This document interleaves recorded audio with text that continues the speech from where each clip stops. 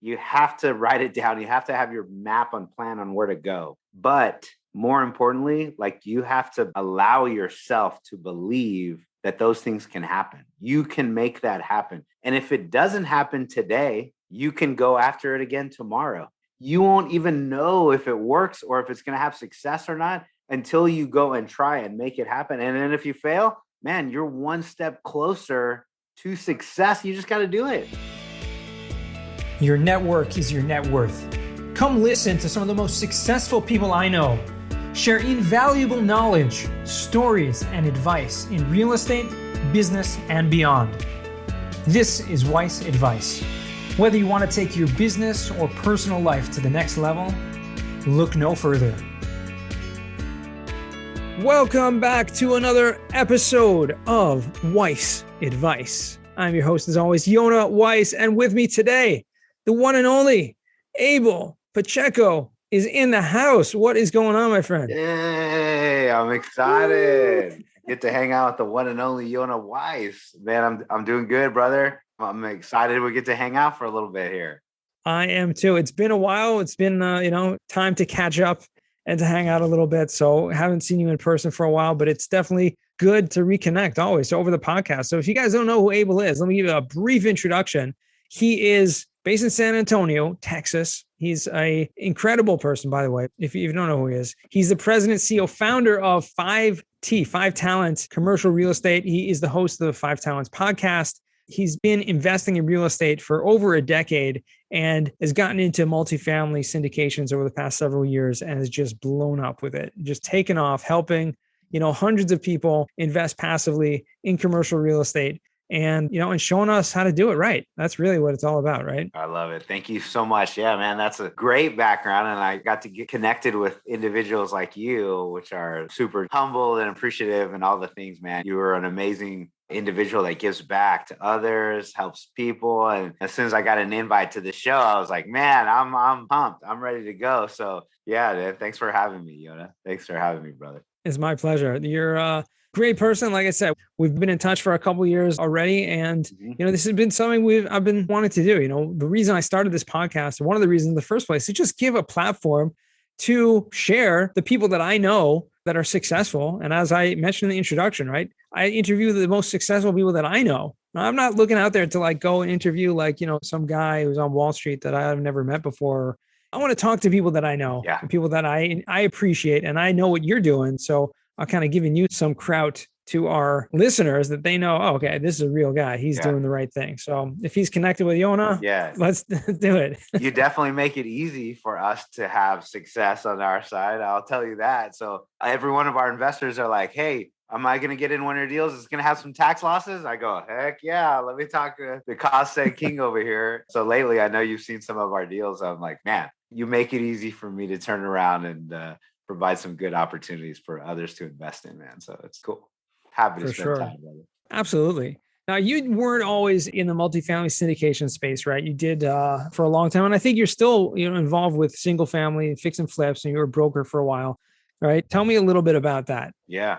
Since 2008, we bought our first house, and it was a rich dad, poor dad, purple and yellow book, kind of something we hear a lot on my podcast, but same. Found it, realized I need to create some passive income. And I love the Warren Buffett quotes. If you don't find a way to make money when you sleep, you're going to work till you die. And man, my parents were the same. My parents were grinding and are grinding still. They're in their 70s and they're working, every day right now. And I'm like, oh God, lead dad, mom, I want to be able to help them more. And I saw that trajectory even back then. So that was what single family house investing was for me. So me and my wife, thankful, she was behind me. She was like, let's go do this. So we lived very humbly. I guess, I don't know if that's the right word. We lived our humble means, and we had $116,000 house was the house we lived in for years. I had this little itty bitty truck. My sales guys on my sales team in tech, high earning W-2 position would make fun of me because they would drive. These are the guys working on my team would drive really nice Mercedes and all this nice cars. But they're like, dude, what are you driving this 2003 Dodge Dakota, bro? What is that? And I go, what's my ride right now, right? But every single dollar that we had, we would go and save and we'd buy houses. And we did that for 10 years while I was in tech. And we bought, we got up to 8 or 10 houses. By the time we finally had our eyes open, we said, man, we need to figure out how to do this commercial multifamily stuff. But that was it. We were single family investors, and my wife would save all her money and I would save all the money and try to live under our means and just save. And then, when I looked at the scorecard, first, I didn't realize there was a scorecard. And that scorecard was the PFS, personal financial statement. I didn't really look at my net worth. I've never done that until 2006-ish, 2008-ish. And I was like, something's wrong here. I had heard that many of the world's millionaires were created by real estate. Well, I looked around. I was the real estate guy in my circle. No one else, like my friends, had 8 or 10 houses. But I looked at my net worth, the PFS, for the first time. I go, I'm not a millionaire. How did that happen? Feel like I've been saving all this money. And I did the math and I go, if I do this another 10 or 15 years, I'm still going to have to work, So what's going on? And then I had some buddies that kind of opened my eyes to multifamily, and that was my transition over. But yeah, man, single family for years. It's incredible because you can get caught up in that and just be a landlord and not realizing, I've mentioned this a few times in the podcast before. My parents own a bunch of single families, 4 or 5 single families out of state. And I was really interested in that, like when they started out doing that. Yeah. But I was always confused and trying to talk to them, share with them multifamily and these kind of things. And for whatever reason, they didn't want to hear it. They had different investing goals, which I understood at the time. But even still, I remember one time they had a pipe burst that they were responsible for and had to pay $10,000 to fix it, which totally ate their entire profit for the whole year. Yeah. The whole year. That was to me what are you doing? What are you doing? It's hard. And people get stuck in, I'm making $400 a month cash flow. And I go, well, man, $400 a month cash flow, that's $4,800 a year. Your cash on cash return is so low. And then you have something like that, it just eats away 2 or 3 years. But anyways, it's hard. Yeah. I mean, there are other reasons, right? They were doing it more of an appreciation play and, amortization, whatever. But in the end of the day, I see the value in multifamily and commercial real estate investing specifically because of the cash flow, along with all those other things, because it's a place for you to park your cash and let it grow on its own. Yeah. The passive side was my first love in multifamily. I'm active now, very active, looking for deals, general partner, putting investments together for investors, et cetera. But the first love was passive investing because all I had to do was sign an agreement, send over my money. And I was like, wow, that was it. I'm an owner in another deal. And that was my first several hundred doors, me and my wife. Right. So it's an amazing vehicle, so right. I agree. Now you started the podcast, right? And we have a lot of other people on this podcast who are podcasters. Yeah. We're all doing it, right? It's a fun thing to do, right? But what made you start that podcast? The real estate investing show, the 5 Talents show. What's that all about? There was a lot of things all coming together when I started it. One, I had just left corporate world and I finally said, I'm in real estate deep enough to where I'm going to do real estate full time. So I left the W-2 and was making a good lick of income, but we got to figure this thing out. And COVID happened. So that's really when we started a couple of years ago, right around March. I go, well, I can't get out there. And I was an extremely social individual. I love big groups. One of the things I miss about my W-2 is being in a group of 50, 60 people, all hanging out, having a good time, interaction. And then all of a sudden COVID happened and I have none of it. So that was one of the things that I said, well, you know what? How do I get out there? I need a network. I need to talk with people. I need to have phone calls. I need to have it. And actually, I saw we did a 10-day LinkedIn challenge. It was one of the first ones that I have done. I just left the job. I was not worried about posting every day. And I go, well, shoot, I'm going to join this thing. And I started following you, really, Yona. I was like, whoa, what is he doing? He's all over the place. Everybody knows him. He looks like he's having a great social time. There's 100 people that are all connected to him and everybody knows him. Well, shoot, let me go be like Yona. That's really what encouraged me a lot. I go, well, Yona's got a podcast. I guess I should start a podcast too. Yona's doing this challenges stuff. I should probably just go do that stuff too. Hey, man, he is all over this place. And I go, I kind of want to be like Mike. I want to be like Yona here. We got a title for the episode already. Be like Yona. I'm telling you, man. So at the end of it, I am not and this is everything I've ever done, all my success in professional world, personal and commercial real estate investing, all that stuff. If you're like me, which is just an average guy, I'm just an average dude but I just end up working the system. And what I do is I look around and try to figure out who's the most successful in my arena, whichever arena that may be: sales, tech, IT hosting, commercial real estate, social media. Who are the top people? And just go do what they're doing. And they've already created the map. They've already got, the path. Just go do what they're doing. Even at a fraction, you're going to have a lot of the same success, man. And so that's what's helped me not only on the podcast and the social, but really commercial real estate investing, investors, helping people, helping others, For sure. et cetera, et cetera. For sure. Because it is all a people business. It's all about just connecting people, and especially when you're dealing with investors or brokers or whatever it is, you're just being on top of that, being connected with them, networking, interacting with them. It's incredible. So that's pretty cool. That's awesome. Love to hear that. Yeah, thank you, brother. Well, you also do are you guys doing back the in-person, the San Antonio meetup? You doing that back? Yeah. Well, so one of the things I did do when I was in the W-2 professional world was we started a meetup, and we did that in person. So the year before COVID, we started it with, 4 or 5 people were at a meeting. Then it was like 10 or 15 people in a meeting. It grew to 30, 40, 50 people, and then back down to like 4 or 5. So it took us a good year, but like right before COVID, we were up to about 100 people in a room. Really great event. Some of them sponsored food, networking events here in San Antonio, Texas. And it was specifically 100% focused on multifamily. So the way we started that was we gave away, just education. We would pick a topic, publicize it, go educate everybody that came. If you're in multifamily syndications and you're a passive investor, an active investor, you kind of know where our goal is to create as many pre-existing relationships for 506B deals, or find new partners, or find new investors. And we all just want to come together. So we thought, what a better way to bring people together than to educate.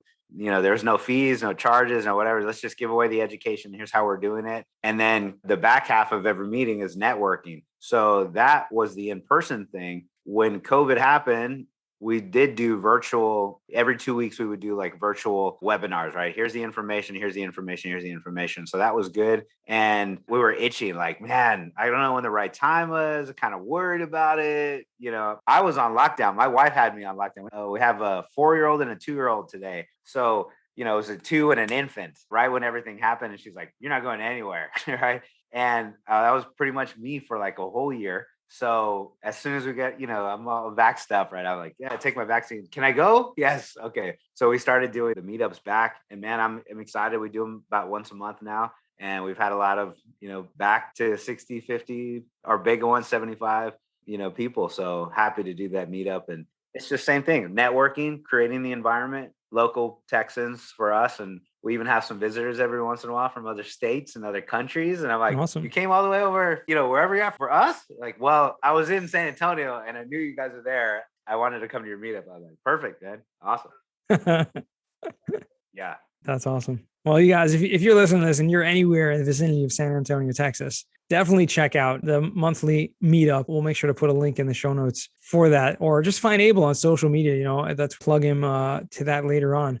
But that's incredible. I mean, I love that. I love the fact that you're able to not only do it online, it's basically whatever situation you're thrown into, you make the best of it. And that's exactly why we started the Real Estate Connections virtual meetup that we do every week. And we're doing it strong every week for last, 18, 19 months already. I could not keep up with you on that. I did a weekly Wednesday, a virtual meetup, it was in the heart of COVID and everything. And as soon as they let us, as soon as we started going in person, I was like, I can't keep up with this weekly.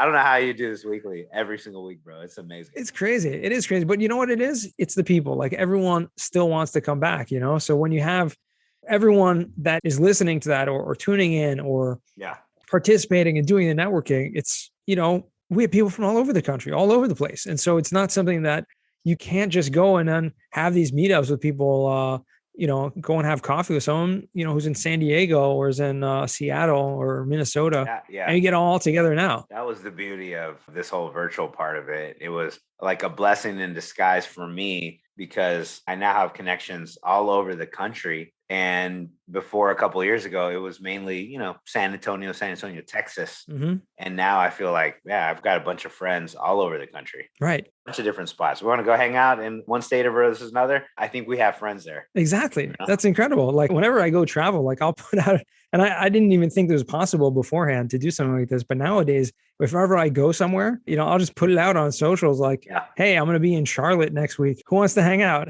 And we'll make it like and you'll have a bunch of a little group of people, just get a little get together. That was the greatest thing I did. I was in Denver a few months ago for one day. I flew in for one day to record a podcast with the Bigger Pockets Multifamily Mentors show. Yes. And it was almost last minute. And I was like, okay, I have like a few hours where my flight leaves after the thing. Like, let's do a meetup. I just like put it out there. Yeah. And someone from Bigger Pockets who worked there, like saw my post. I may or may not have tagged them, but they saw my post and they're like, hey, let's do it in the Bigger Pockets office, the main office, which is in Denver, downtown. I'm like, yeah, awesome. Then they put it out there and we had like 30 people, like within a couple hours, just like hang out at Bigger Pockets. Like it was incredible. Yeah. It's awesome, man. It's so awesome. It's so cool. The power. It is power. But one thing that I love that you focus on, and I want to see if I can, we call this Weiss Advice because we're trying to give advice for the listeners, for myself, really. That's why I call Weiss Advice, because I want to ask advice from you, the guest. But how do you transition from doing all the networking, doing all the education, right? Maybe taking a course, whatever it is, learning all about investing. Yeah. And what's the hardest part? Taking action, right? That for me personally, that's the hardest part. Mm-hmm. What advice would you give to me and everyone else that's listening there who's like, yeah, I relate to that. Like, how do you go ahead and just jump in and take action? So we have the action part, right? We know that that's what separates like 97% of the people from the 3% that actually go get it. It's just your action. Those mental hurdles and obstacles are something that, kept me down for 10 years in single family. And it is something that, is very real. I read Rich Dad, Poor Dad. There's another book. It's a follow-up book. It's called The ABCs of Real Estate Investing. And I bought it because I thought it was the ABCs. They're going to teach me to buy a single family house. Well, Ken McElroy wrote that book. And if you know who he is in the world, he's a freaking big dog. He's like commercial but he leads you down the path of how to do it. Like A to Z, how to buy a big commercial building. Well, 26-year-old Abel read that book and I go, there's no way that you can go do that. You're not a millionaire. You don't have any money. You can't raise any capital. There's absolutely no way. So 26-year Abel mindset in real estate stayed with him till he was 38 or 40, right? And that mindset was the limiting belief that's telling me you can't do it. There's no possible way. Don't even look. Just go keep buying houses. This is all you can do and afford. When Abel Pacheco in the professional world was leading a team that did $56 million of acquisitions in a freaking year. Like, okay, well, why was it okay for me to do big numbers at work, but I couldn't do big numbers for myself? And it was barriers. And the barrier is this, the 6 inches of freaking real estate between your ears, right? And what I found, I've been reading this book, which I'm glad you asked me to. It's like it's not called The Surrender Experience. It's by Michael Singer. And I think it's called like Life of Surrender or the Surrender, something about surrender. Michael Singer is the guy. I'm going to look him up on my Audible right now so I can make sure I get the right book. But what he's talking about is essentially letting go of this freaking mind that's telling you all of these things. A lot of time, 98% of the time, it feels like for me, they're not correct. They're not truthful. They're not factual. Whether it's super negative or maybe even super positive. It's like, man, really, you don't freaking know what's going on, bro. I'm the one who listens to you. I can hear you talk, mind, right? But let me shut you up for a moment. Let me put you to the side and say, hey, Abel Pacheco wants to go do these things. Well, how do I get that done? So let's put it down strategically, put some tactical plans. Let's go break it up into quarterly and whatever you have to do to say, oh, it's going to take me $5 million to go do this. And I need to raise X amount of capital. And I need to talk to X number of investors over this many quarters and months and break it down to a little number. It's a funnel. It all goes down. All those things are important. You have to write it down. You have to have your map and plan on where to go. But more importantly, like you have to allow yourself to believe that those things can happen. You can make that happen. And if it doesn't happen today, you can go after it again tomorrow. You won't even know if it works or if it's going to have success or not until you go and try and make it happen. And then if you fail, man, you're one step closer to success. You just got to do it. And it's super hard for me, just kind of even think about the number of people that have just never tried it. Yeah. You guys, you got to go try it. You just got to go. Yeah. You got to do it. To me, I mean, obviously that makes a lot of sense to look at it in that perspective. Obviously, separate yourself from the actions and separate yourself from the mindset that's keeping you down. But in the end of the day, making a plan, making a list, making a checklist, checking off whatever it is, right? Connecting with those right people. Yeah. But if you're still like being held up, like what's it's just in the mind. It's it. Here's maybe another example that someone else may be able to relate with. Maybe you can't relate with raising millions and millions of dollars to buy hundreds of $1,000,000 of real estate, which is what I'm doing today, which I would have never been able to think that I could do that years ago. I was at my heaviest in weight. I was 294 pounds. I looked at some of my pictures before COVID, and today I weigh 203, 202. I'm hovering right around this 200 pounds. So I've lost 90 pounds. And everyone's been asking me, well, how did you freaking do that? Right? Did you work out? Like, actually, no, it was 100% diet. I just started working out like this last several months. Interesting. Because I'm lighter, I feel like, oh, I should probably go running now, right? But how did I lose all this weight? It had nothing to do with exercise. It was diet. And the 100% of diet for me was my mindset. It was like, I'm hungry. I need something. I need to go. Emotional thought pattern process. And really like, no, I was 294 pounds. I had plenty of weight. Mm-hmm. I had plenty of calories in me, so it was really just that mindset. We applied some of the same stuff we did to real estate, and it absolutely works. It takes discipline. Right. But here's your plan of action, tactical, all the steps. And then you have to allow yourself to believe that you can actually do it. And I got the title of the book. It's called The Untethered Soul. Okay. And man, it's just, for me, it's a big mindset shift on, your mind's probably lying to you. And for sure, you can absolutely go do it. If you want to go do it, just take the right actions and don't listen to it when it tries to keep you down. And let's just go get what you can have. It's an amazing life, right? Whatever you want to, relationship with your family, relationship with your kids, with your wife, professionally, personally, whatever it is, Go get it. Congratulations on that, by the way. That's not a small thing. Nah. That's huge. Losing 90 pounds is incredible. It was a little grind, and I feel amazing. I feel like extra $1 million. I know, for sure. Probably literally 10. What really surprises me or interests me is that you did it without, exercise. I know a lot of people are very into fitness and exercise. I actually have this argument with my wife often. Yeah. Like, she's like, oh no, losing weight has 100% to do with diet. And I'm like, no, it has 100% to do with exercise. And I take the other side of things. Yeah. And she's like, no. And so we go back and forth. Meanwhile, you're a great example of something like that. But obviously, if you have emotional connection to things like food, it's going to be very difficult to make those mindset changes. Yeah. And really just have the discipline. It's a practice. It's like every day it's a practice. Every day it's a practice to say, I can buy this $20 million commercial real estate building. I'm going to go walk it. And I may even throw an offer. Do you have 20 million bucks? No, I don't have $20 million in my bank account. Well, can you raise that? It's a good number. I guess let me stretch. Let me go, do the things that a person who buys $20 million deals that goes and does. Okay, well, that's what he does. Mm-hmm. Well, what does a healthy person do? Well, a healthy person probably doesn't eat that slice of pizza, or not 8 of them like me, right? Half a pizza or something, and it's like, they don't do those things. Okay, well, I'm a healthy person. I don't do those things either, right? And it's just practice. And did I cheat? Absolutely, man. I had a lot of cheat here and there, but it's like, okay, tomorrow, this morning, this afternoon, it was a fresh start. Every single day, you got to make good options, good choices. And your mindset it is everything for me now. It's very helpful. That's great. Awesome. That's incredible. Thanks so much for sharing that too. I'm glad we brought that up, because love to share our wins and our celebrations and keep it up, strong. That's the main thing, right? Strong, be a healthy person. Let's transition now, Abel, to what we call the final 4. These are 4 questions I ask all my guests. First one's for you. What is the worst job that you ever had? I love this. This is an awesome question. So the worst job I had actually I was a contract laborer. I signed up to be contract labor. And so they send me down multiple different worst jobs that I've ever done.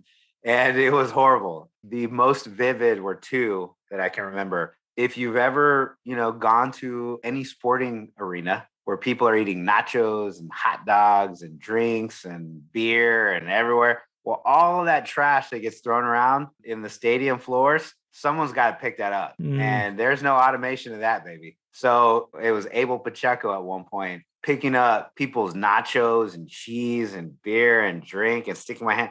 It smelled exactly like it sounds, like all that crap. And we were putting it in bags, and then you're like trying to wipe it down. It's horrible. That was probably the worst. Man. The second one that I had was horrible was watermelons. Watermelons. I love watermelons. They're delicious.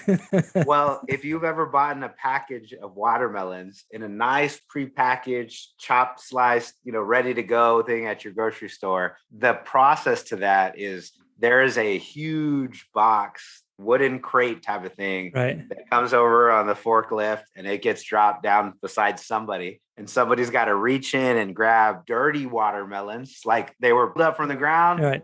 On the ground. dirt Right. all over them. And it's got to be cold enough so that when people chop these watermelons at the end finished product, there's cold. So you're in a freezer, a literal freezer, huge warehouse type freezer, and you wear warm clothes, but it doesn't matter because as soon as I grab my watermelon, I put it in a vat of water. I put them all in from the crate manually Right. into the thing of water, and then I got to rinse them, and then you got to put them in the next one and rinse it off because the first one's muddy water basically, and then it's somewhat clean water. And then you got to pull all of them out and hand them to the next person that does their cleaning and starts the chopping. Those were probably my two worst jobs. And it was the fun jobs, man. Fun job. Wow. I love the illustration. Yeah, very fun. I feel for it. I met my wife during that time, and I would go home and we'd hang out and whatever. And she's like, well, where are you working? And I was like, cleaning watermelons and doing the sports arena. And she's like, God, because you're a really hard worker. And I was like, yes, babe, I am. But she was with me then, and I'm like, oh, I love you. Never judged me. We just had a good time together when we hung out. That's amazing. Well, good for you. Second question, Abel, what's a book you've read that's given you a paradigm shift? Yeah, I'm going to give you a few because we talked about one, which is The Untethered Soul by Michael Singer, but 7 Habits of Highly Effective People by Stephen Covey was actually the first one that gave me the biggest paradigm shift. And that helped me a bunch. And I always say it, the Bible for me is absolute, man, just tons of good knowledge. If you're a believer or not, just dip into, some good word. You're going to see there's a lot of good advice and insight and wisdom. And then that's probably the biggest, but man, a lot of it, all of it has to do with my mindset. That's awesome. Yeah. Awesome. A big fan of the 7 habits also, and the Bible, obviously, for very good reasons. Yeah. Next question. What's a skill or talent that you would like to learn? Anything? I need to learn Spanish. It's not a talent. It's not a skill. But I was really thinking about it today. So I'm like, I have enough to get me by. When I'm in a Spanish speaking country, it starts to come out after every 3 days. My grandmother, my parents spoke it out.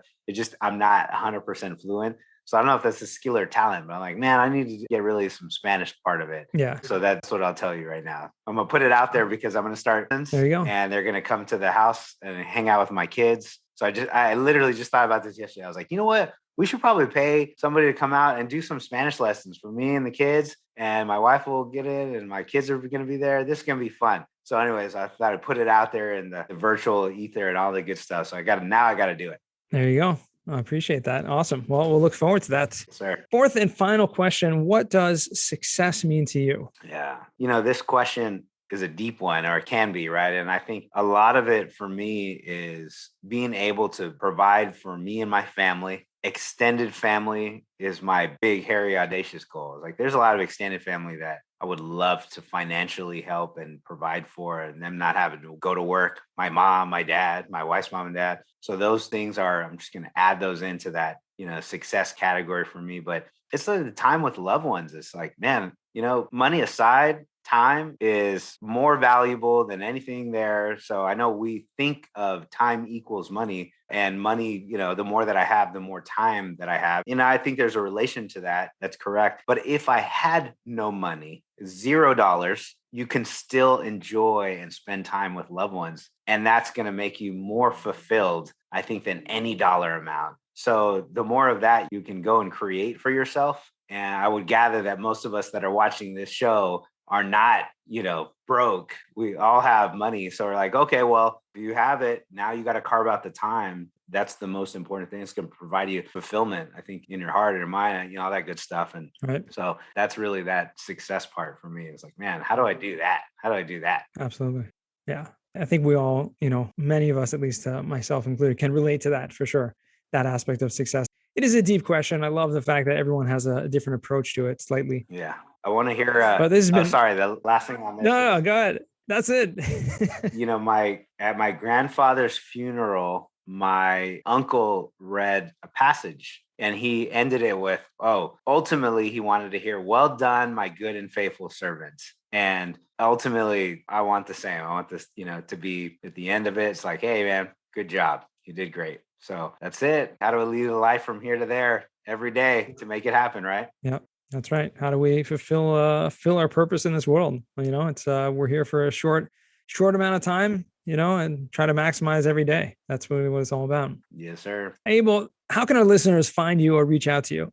Go to 5tcre.com. That's 5, like the number 5, T like Tango, Charlie, Romeo, Echo, 5tcre.com. Probably the best place. It's our website. It has all the stuff, links to our podcast, links to some ebooks, some educational resources, webinars, podcast interviews that I've been on, et cetera, et cetera. So yeah, that's the best place. There you go. And you can even find me on that website. Heck yeah. Our podcast episode number 1, baby. We've done 200 shows. And I was like, who should my first guest be? I was like, friggin' Yoda. Come on, baby. Let's go. And he can now literally say he's number 1. He is literally number 1. Number 1. Yeah. That's awesome. We need to have you come back for probably 201. There you go. Let's do it. Yes, sir. Abel, thank you so much for taking the time out today. I really enjoyed the conversation, and I hope our listeners got a lot of value out of this. I certainly did. Yes, sir. So I just appreciate you. Thank you very much, man. I'll be contacting you about this next property. Literally right now. I'll send you an email. I'll get it out to you, bro. I'm looking forward to the millions of dollars of tax savings that you're going to provide for all of our investors on every one of our deals. So thank you. You're welcome. And thank you again. Thanks to our listeners. You guys, thanks for joining us all the way until the end. And remember, the best advice comes only when you ask. Real quick, I have one question for you. Did you like this episode? If you did, I want to ask you a huge favor. See, the biggest thing that helps this podcast grow and that will spread this message to the whole world is that if you leave a review, a rating, and subscribe to the podcast. What that does is it basically tells the platforms that this podcast is out on is that you like my stuff and I'm doing something right. So take a few seconds out of your day, hit that subscribe button, leave a rating or review. I would be extremely grateful. Also, I want to hear from you guys. So I want to hear some feedback. If you have any questions for future episodes, please find me on LinkedIn, send me a DM, a connection request, Yona Weiss, and I'd love to hear from you.